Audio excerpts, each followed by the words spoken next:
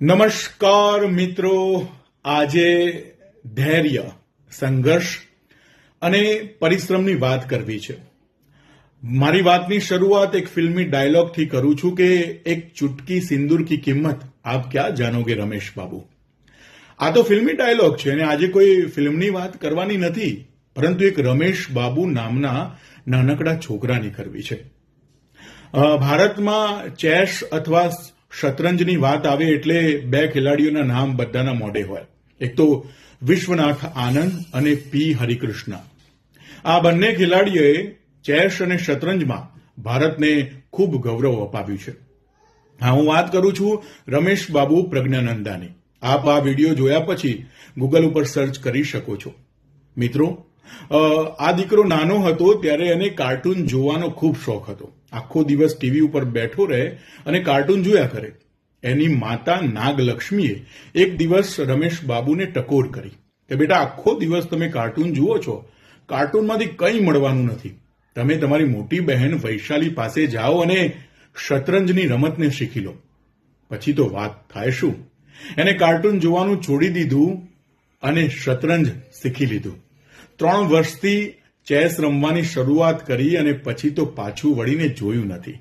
માતાની એક શિખામણ એમને માથે ચડાવી. ભારતના તમામ ખેલાડીઓને તો હરાવ્યા, પરંતુ વિશ્વના ખ્યાતનામ ખેલાડી નોર્વેના કાર્લસનને પણ સતત 2 દિવસ સુધી સંઘર્ષમાં રાખ્યા. અને કહેવાય છે કે નાની ઉંમરમાં એમણે ગ્રાન્ડ માસ્ટરનો ખિતાબ પણ હાસિલ કરી દીધો. અત્યારે શતરંજમાં વિશ્વ ચેમ્પિયનશિપમાં 8મો ક્રમાંક ધરાવે છે. મિત્રો, રમેશ બાબુ પ્રજ્ઞાનંદાનું જીવન ખૂબ સંઘર્ષમય રહ્યું છે. એમની સફળતા પાછળ એમની માતા નાગલક્ષ્મીનો ખૂબ ફાળો રહ્યો છે. એક શિખામણે પ્રજ્ઞાનંદાનું જીવન બદલી નાખ્યું. કહેવાય છે કે જ્યારે કોઈ ઇન્ટરનેશનલ કે ડોમેસ્ટિક ટુર્નામેન્ટ હોય કે કોમ્પિટિશન હોય, એમની માતા પોતાના હાથે બનાવેલું જમવાનું જ એમને જમાડતા. કહેવાય છે કે માતાના હાથમાં જાદુ છે. એમના હાથે બનેલું જમવાનું મનને શાંતિ અને શરીરને શક્તિ આપતું હોય છે. અને પ્રજ્ઞાનંદાનું તો જીવન સંદેશ એક જ છે કે always ready to be a learn. પ્રત્યેક ક્ષણ માટે શીખતા જાઓ. ઘણી બધી ટુર્નામેન્ટો હાર્યા પણ છે, પરંતુ એમના કોચને હંમેશા ગર્વ થતો હોય છે કે પ્રજ્ઞાનંદા એક જ વાક્ય બોલતા, સર, હું આજે હાર્યો નથી, પરંતુ આ ગેમમાંથી મને ઘણું શીખવા મળ્યું છે. રમેશ બાબુ પ્રજ્ઞાનંદાનું જીવન આપણા સૌના માટે ખૂબ ઇન્સ્પિરેશન વાળું છે. મિત્રો, એમની માતાએ એમના માટે ખૂબ સંઘર્ષ કર્યો. મધ્યમ પરિસ્થિતિમાં ઉછર્યા છે. સફળતાની અનેક સીડીઓ એમને ચડાવી છે. મિત્રો, સેલ્યુટ છે આ માતાને અને સેલ્યુટ છે આ દીકરાને, જે શતરંજ અને ચેસ જેવી રમતમાં ભારતનું પ્રતિનિધિત્વ કરી રહ્યા છે. કદાચ વિશ્વનાથ આનંદ અને પી હરિકૃષ્ણ પછી રમેશ બાબુ પ્રજ્ઞાનંદા એ ભારતનું તેજોમય છે. સાચી વાત છે.